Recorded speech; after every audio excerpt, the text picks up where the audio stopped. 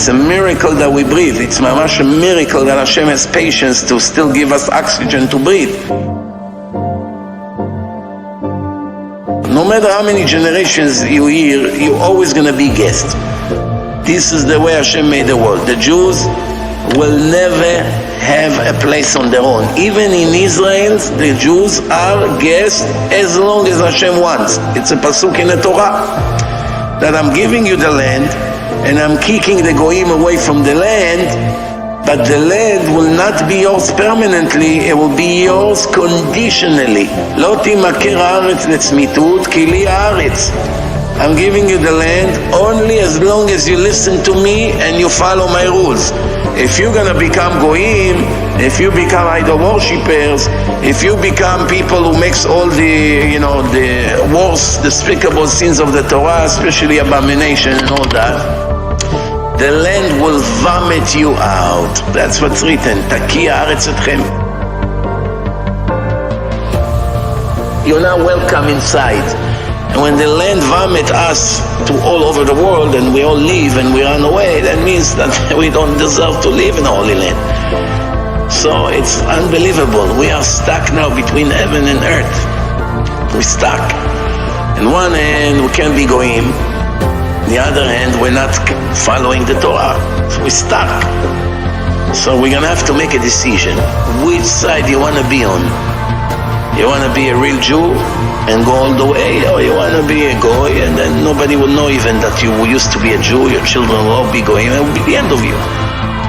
This is what's going on right now. Hashem is already in a time of serious judgment now. The mood in Shamayim from this last Rosh Hashanah a few months ago has changed.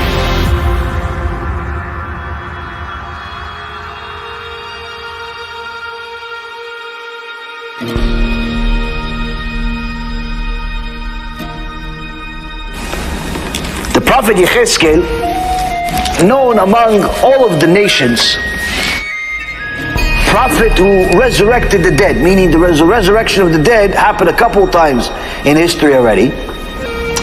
There's one at the time of Moshe Rabbeinu, where Am Yisrael was at Mount Sinai, and every time HaKadosh Baruch Hu said the commandment, the holiness of his voice was so extraordinary that no one aside from Moshe Rabbeinu was able to handle it. So everyone died. Hashem resurrected them. He said the second commandment, they died again. Hashem resurrected them, and then he told Moshe Rabbeinu, you go talk to him, we'll do whatever he says. We'll listen, we'll do, no problem. Why? Because if he continues talking, we'll die again. And death is painful. It's not like it looks in the movies, the guy goes to sleep and he dies. It doesn't work, it's not like that. That's just the movies. In reality, death is painful, unless you're tzaddik. If you're tzaddik, it's like taking off your clothes and going to a different room. You take off your suit, put on pajamas. That's dying for tzaddik. Someone's not exactly a tzaddik, someone's not exactly a tzaddikah, death is painful.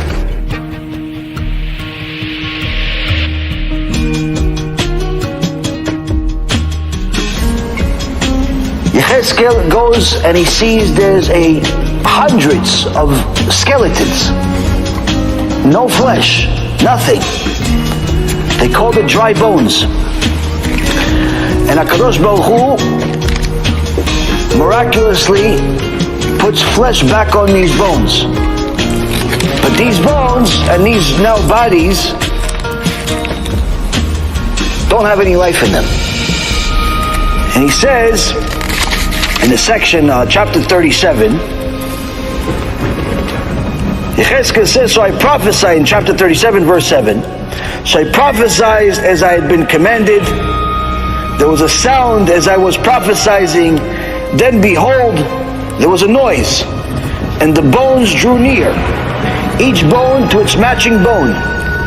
Then I looked, and behold, upon them were sinews, and flesh had come up, and skin had covered them over.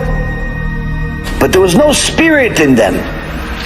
Then he said to me, prophecy to the spirit, prophecy, O son of man, and say to the spirit, thus said the Lord Hashem, come from the four directions, O spirit, and blow into these slain people, that they may come to life. prophesied as I had been commanded, and the Spirit entered them, and they came to life. They stood upon their feet, a very, very great legion.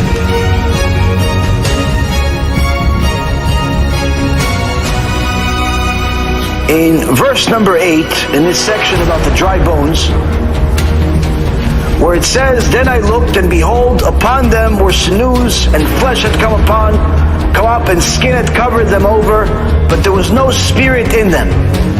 In the section where Ezekiel says there's a body, but there's no soul, you'll find the virus corona. Where I understand in a clear way that this angel of death that spread his wings all over the universe and covers the light of Hashem of the entire universe is screaming, the angel of death is screaming, En od milvado. There's nobody but him. And in Shamayim everything is clear, is that Hashem had it up to here for one thing, that the entire human race believes in other gods. En od milvado.